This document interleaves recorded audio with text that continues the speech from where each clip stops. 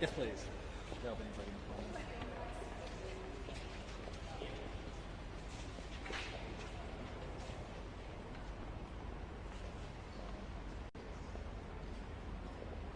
Just do another check. Everyone's happy with that light, or is it too bright? Cool. Check 1 2. Check 1 2. Check. Hey, hey. 2 2 2. Cool.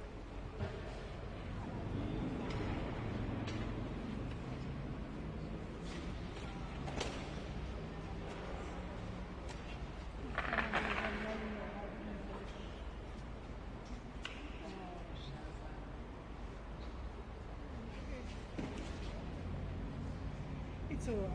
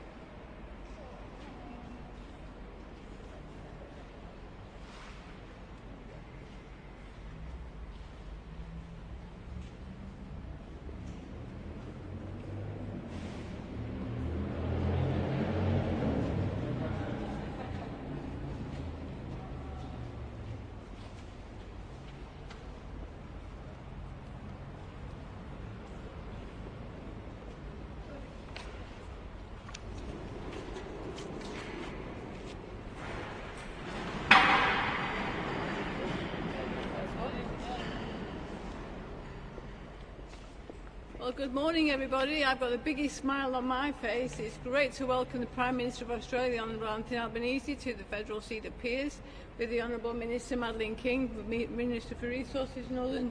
So it's just fantastic to be here with it. I'm just so excited. I really am.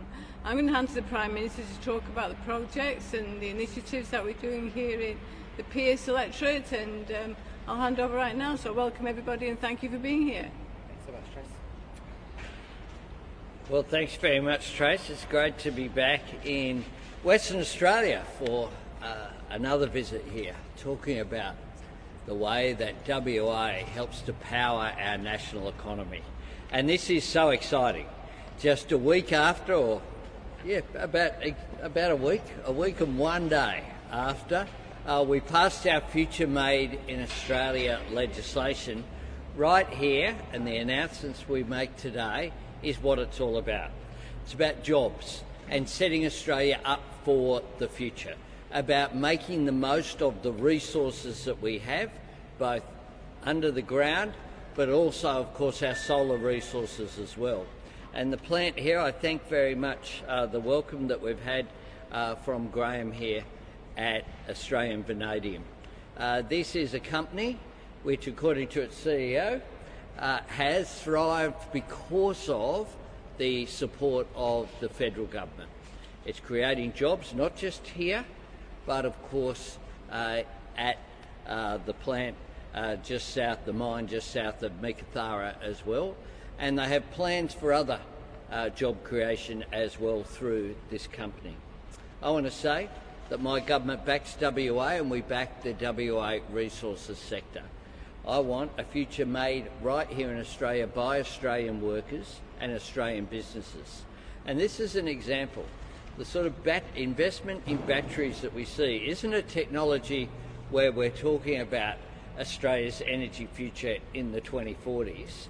This is technology that's here right now, a technology in which Australia has an enormous advantage. We have the third largest vanadium resources in the world, and we have everything, therefore, that can go into a battery that can make sure that during those hours when it's needed, solar energy can be stored from rooftop solar and can feed into the grid here in WA, but can also be a part of the future on the East Coast and throughout our great country, but also, of course, has enormous potential for exports and to produce revenue for Australia. The fact is that we talked as well about our production tax incentives, something as well that will reward success here in WA. Last week that legislation went through the House of Representatives last Thursday. It will go to the Senate when Parliament returns, and that is about backing Australian jobs and backing Australian industry. And once again, the coalition, together with the Greens, failed to support the production tax incentives.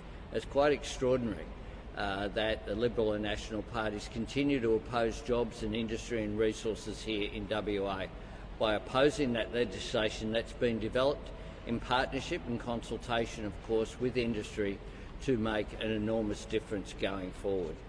I want to say as well that we have a cracker announcement today, and that's why we're joined by the Iluka Resources CEO, Tom O'Leary.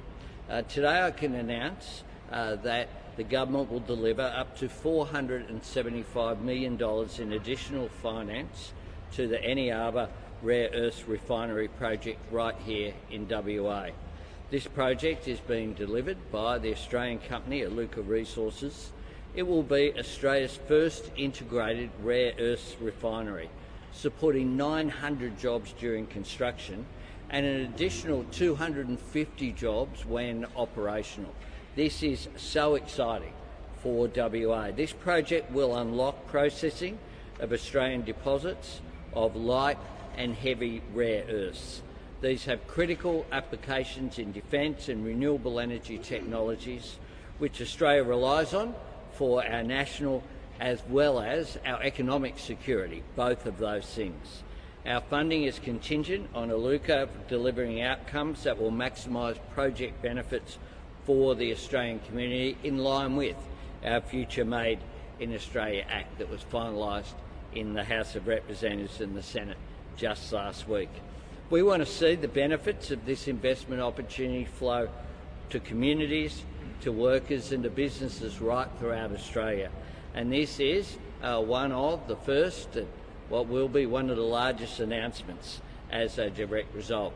This follows on from Minister King's going to speak about the $21 million in grants from our government for 5 Australian critical minerals projects as well today that'll create some 400 new jobs. A strong resources sector means a healthy economy. It means good, well-paid jobs. It means a future made in Australia. It's how we set ourselves up. And one of the things that we're doing as well is making sure that we have the training to provide the skilled workforce as well. So that's where this fits together with the work that we're doing on cutting HECS debt, on free TAFE places, in making sure that we train people in critical industries. The creation of Jobs and Skills Australia to identify, together with the private sector, what is the workforce that Australia will need in 5, 10, 15 years' time? How do we put in place the proper training to make sure that we can achieve those outcomes? So I'm very proud to be here today. This is a really practical example of what we're talking about when we say we want a future made here in Australia. It's about continuing to work on the foundations we've laid during this term of government, building Australia's future, making sure that we take and seize the opportunity which is there from the things that we've been blessed with in this greatest country on earth. If we get this right, if we get the transition to net zero, take up the opportunities which are there in areas like rare earths and critical minerals, then we can be even more prosperous in the future. But it will take a government facilitating that private sector investment, which is what this announcement today is about. I'm going to hand to Minister King, and then we'll hear from Tom O'Leary. Thanks very much, Prime Minister, and thanks to Australia Vanadium Limited for having us here today. And I really want to thank Tracy Roberts, a really very hard-working member for Pierce, a really strong advocate for her community here in Pierce, and also for our great initiatives such as Future Made in Australia, because Tracy knows that it creates real jobs for the hard-working people of the electorate of Pierce. So I want to speak today about a further $21 million the Australian Government is investing in critical minerals projects right around the country through the International Partnerships in Critical Minerals program. So this $21 million announcement today will bring up to $40 million of funding that has gone into critical mineral projects across the country since February of this year. So these projects are spread around the country. $3.8 million for VECO in Queensland, which is a high purity vanadium project. And there's another vanadium project as well, also in Queensland in Townsville, the Critical Minerals Group. Just showing how important vanadium will be to future battery making facilities in Australia and to support our grid, because the kind of batteries you see here today at Australian Vanadium in Wangara are all about supporting our power grid, and they are mature technologies based on Australian technology and know-how. So this is the right kind of project for a future made in Australia ambition. In Queensland also, a proposed graphite refinery through Graphinext in Townsville, another great regional project in northern Queensland that we're so very happy to support. And in South Australia, another rare earths project, $5 million for a demonstration plant on South Australia's Limestone Coast by Australian Rare Earths Limited. These are all really important projects, the kind of projects and investment that we hope to make be the catalyst for another Australian Vanadium Limited, just like you're seeing here today. So these are important. It's important that the Australian government invests in being the catalyst for great projects just like this one, but also projects like Aluka, which I know Tom's going to talk about in a moment, which sets us up for sovereign capacity in this industry.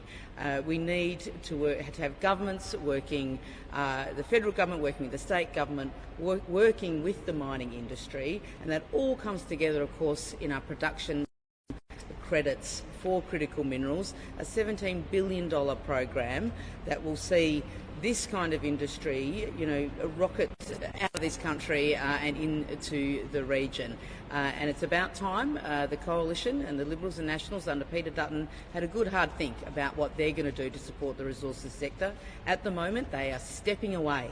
They are stepping away from their support of critical minerals and rare earths, while this government, the Albanese Labor government, is stepping up to support what will be a national sovereign capability that helps Australians, helps a future made in Australia, but really importantly, helps our whole region in energy security for the future.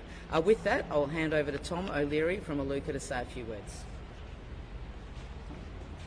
Okay.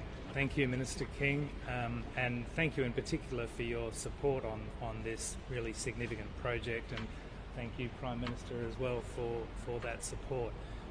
It is a very significant project that Iluka is pursuing here at Eneabba. Significant in many ways for Iluka, but also for Western Australia and Australia, I think. In Australia, and particularly Western Australia, we export a lot of minerals, but in terms of value addition and processing minerals, particularly critical minerals, I think we've often fallen well short of our ambition. So here we're going to be processing minerals all the way through to refined rare earth oxides, which will then be used in magnets for electric vehicles, for defence applications, as the Prime Minister said, and many others, renewable energy, robotics, the list goes on. So a tremendously significant project that we're embarking on, and it's an example of, I think, where our own commercial objectives as Iluka has been aligned with the policy objectives of the Australian government to deliver a really extraordinary outcome. So once again, thank you for your support, Minister King and Prime Minister, and we look forward to delivering on a very exciting objective. Thank you. Thanks very much. We'll take questions on this first, see if there are any. On Aluka, like today's announcement brings the government support up to 1.7 billion or so. Why the taxpayers in so much cash into a project like this? Well, this is an investment. It's an investment in Australia's future. And one of the things that we're seeing happen around the world is that in areas like rare earths and critical minerals, there's first mover advantage. We want to unashamedly get Australia moving down the track of what industries will look like in 1, 2, 3 decades, and make sure that we set Australia up. But I might ask Madeline to Sure. the Minister. Thank you. Comment as well. Yeah, this is a really significant investment by the Australian government, but of course that means an investment of the Australian people and the Australian taxpayer, and that's why furthering this investment has taken, I think Tom would agree, a lot of hard work, a lot of deep discussion and investigation around the project. But at its heart, what is really hard to underestimate is the strategic significance of the Eneabba rare earth stockpile and the refinery that Iluka are constructing near to that, making use of existing infrastructure. And the Iluka rare earths refinery will be one of a ribbon of rare earths refineries going right across the continent that together will work to lessen Australia's reliance on a single supply chain, but also will decrease the reliance of others. So we go from Iluka in Eneabba to Lynas Rare Earths in Kalgoorlie, across to Arafura in Alice Springs, and then to Australian Strategic Materials in Dubbo, all of which have had a significant government investment because it is really important to our national sovereign capability in being able to mine and refine rare earths in this country for our benefit and for that of our trading partners. Price for some of these minerals is might be, or this project is blown out now times. Like, what would you say to taxpayers that are kind of questioning, like, is this just pouring money into a problematic project? The whole value chain of critical minerals and rare earths right around the world is highly disrupted. It faces opaque international markets where pricing is almost impossible to establish in any normal fair market. So that is why government does have to participate in this particular emerging sector of our economy. And we're not the only government doing this. These projects and the international projects I mentioned earlier have investment from the United States Export-Import Bank, the Republic of Korea's Export-Import Bank, the credit agencies of Japan, and also Canada, and also the United Kingdom. Germany and France both now have, their governments have critical minerals funds. We are doing this as countries that work together to make sure we can secure supply chains. But really importantly for Australian taxpayers, and there has to be a value for money component of this, and there is, but it is in the long term, there's no doubt about it. That is about shoring up our national sovereignty, and all of this also creates jobs right now. There are jobs happening right now in Eneabba, as there are in the projects I've mentioned as well. And those jobs will be jobs for the future, which in return, obviously, taxpayers, their taxes back into the economy. But at the heart of it is the geostrategic issue of wanting to have an alternative supply chain. These are loans. Every government that has offered them before, and our government is exactly the same, we expect them to be repaid, and that is part of the conditions of them. The funding gives the government the capacity to oppose off-take deals. Should China, as a sign, they won't be receiving any material from this plan? We will go through the off-take agreements as a matter of that commercial decision-making with Export Finance Australia and Aluka. What this is about is competing. China at the moment does dominate the rare earths refining processes of the world, and Australia needs to compete. We want to compete. It's right for us to seek to compete. That's just a natural way of the world, and for industries and companies like Aluka, but also Arafura and ASM and Linus, we want to help them to do that, and we will. The opposition has been critical of the community benefits principle in the legislation for production tax credits. Does it mean that unions will be able to hold critical minerals projects hostage? Absolutely not. The opposition has been critical of the production tax credits incentive, really because they want to grab that $17 billion to pay for an uncosted, unknown nuclear power policy. We all know that. To try and coat that in something around community benefits principles being a bad thing is absolutely absurd. Does it risk adding or renewing those Chinese trade tensions, though, if Australia's steering this project away from China? I think we need to be clear, and people need to understand that China's ahead of the game. They've invested in critical minerals and rare earths and solar panels and green technologies for 30 years. I take my hat off to that investment. So we need to step up and make sure we're competing as well. We have that geology. Maybe we haven't been, but now the chance is here. In Australia, we're going to have a future made in Australia, and that's the right thing to do. It's just about international competition. Yeah, please. On a couple of those points. Firstly, on the opposition to this legislation, when we had the vote in the Parliament on Thursday, they voted against the second reading. They voted against the whole thing. They didn't want a bar of it, and they haven't put forward any legitimate suggestions for improving the legislation. They've just been against it.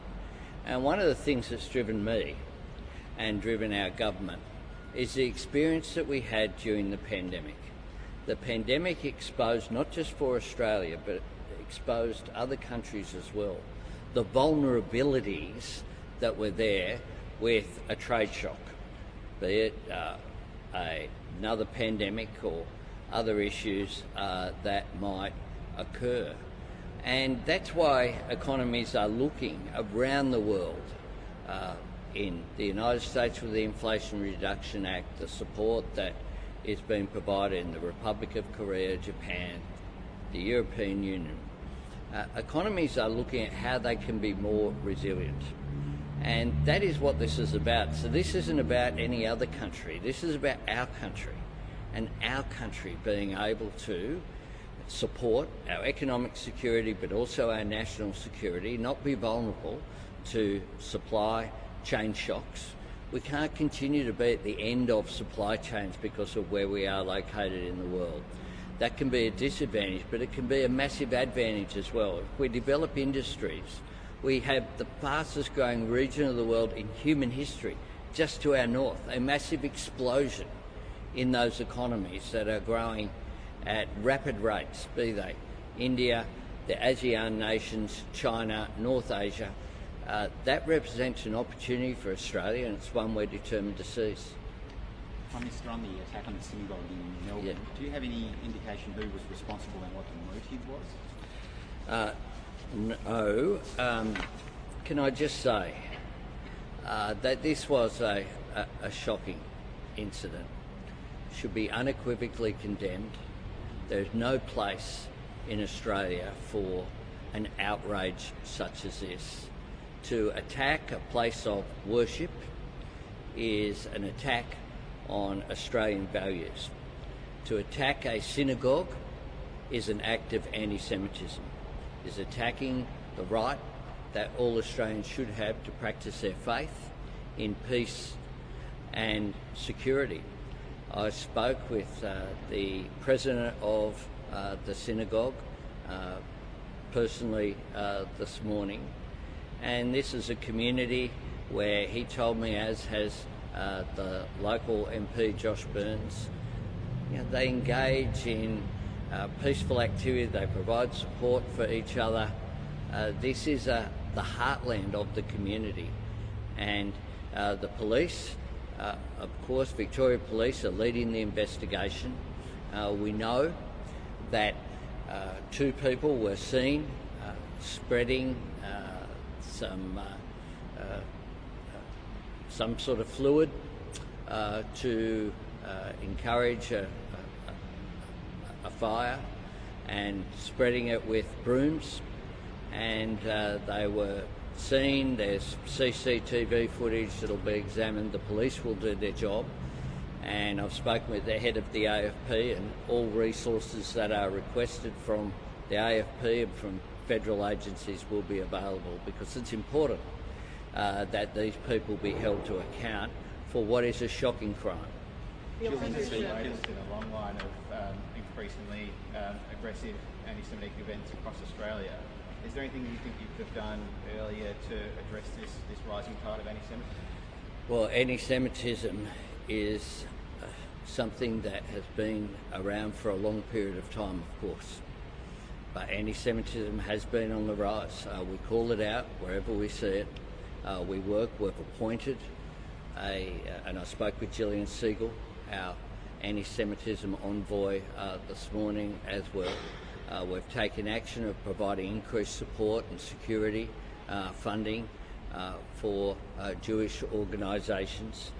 We have introduced a landmark ban on the Nazi salute and hate symbols, which came into effect on January 2024.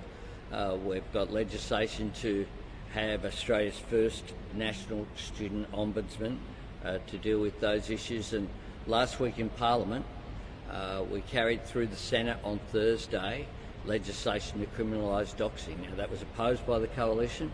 I'm not quite sure why that was the case, but that was a part of our privacy legislation. In the weeks following the October 7 attacks, we committed $25 million for improved safety and security at Jewish sites across the country.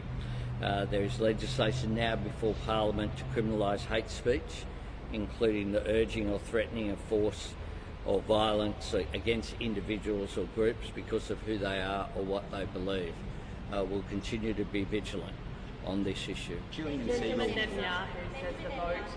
Hang on, one at a time.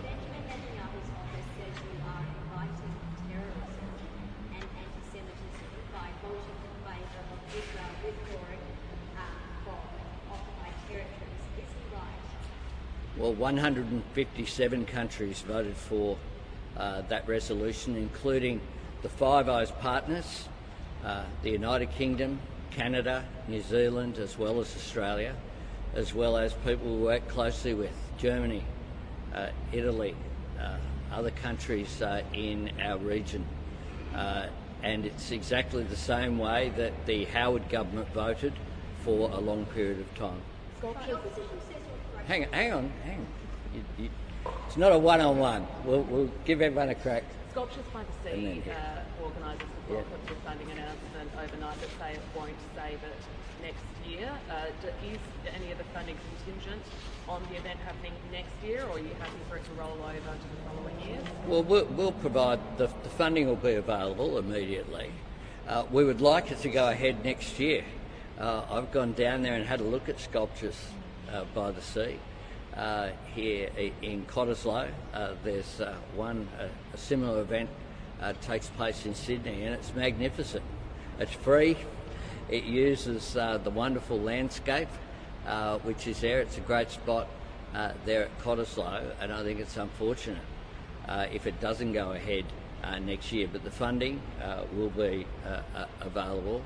I think I went to the Mandurah Giants on just a couple of months ago as well. I think that's a permanent exhibition here.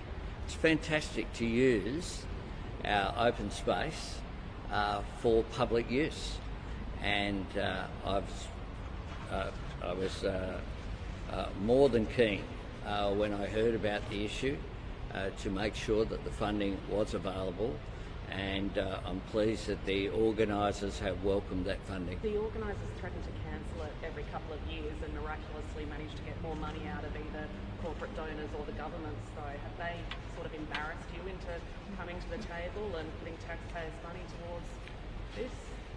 No, it's a great event.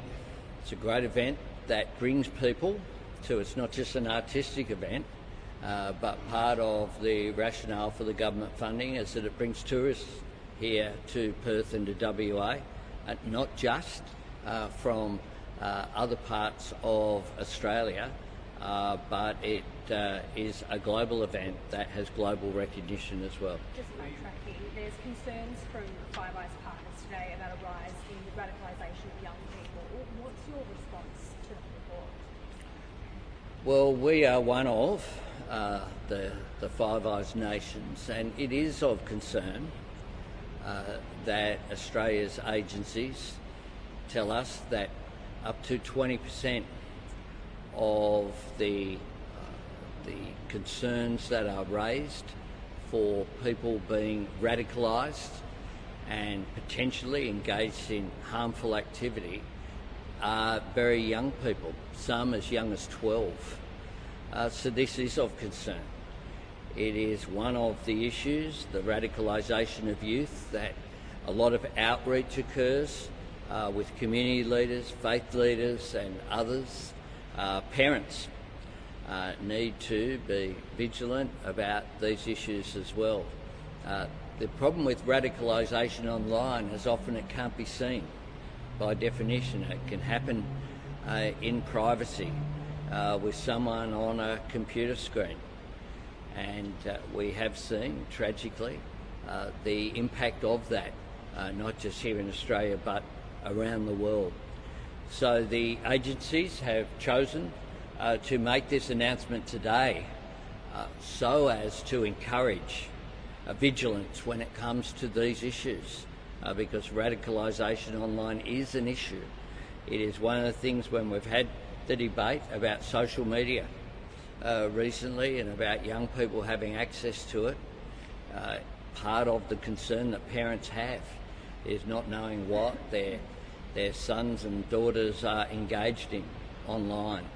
And part of the motivation for the social media ban that was carried is about giving parents more power to have those conversations with their young ones about what is going on online. Julian Siegel says that the attack on the synagogue threatens democracy. Do you think that the anti-Semitism is a bigger problem than you previously anticipated? Anti-Semitism is a major issue. That's why we appointed Julian Siegel as the anti-Semitism envoy, something that no government has had in the past. We took that action. I think she was a very good appointment.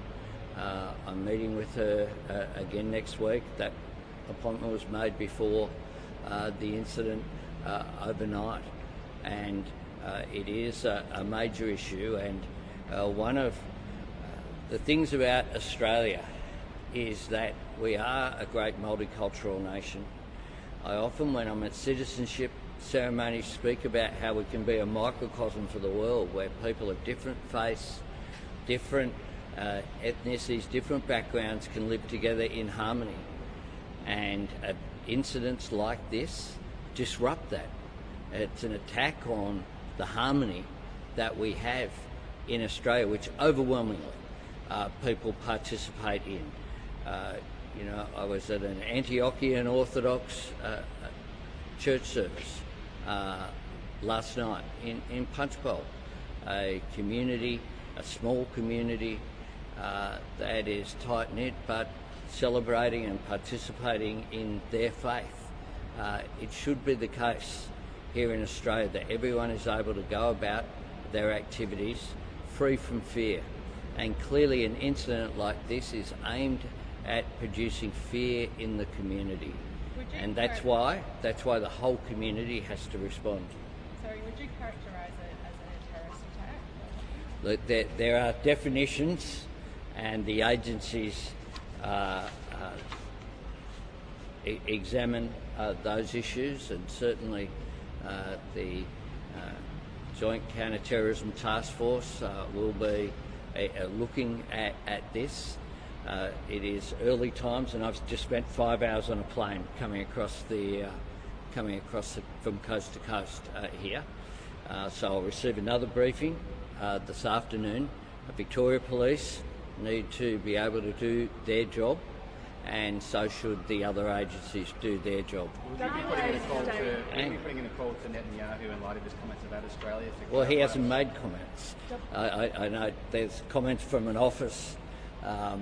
I engage with leaders on a regular basis. The WA state election is scheduled for March 8. Will you rule out the federal election on March 1, 8 and 15 so the WAEC can get on with things and know that the state election is not going to be delayed? WA Electoral Commission can get on with things. It's up to them to do their job having an election. I do note there was a bit of kerfuffle about all this.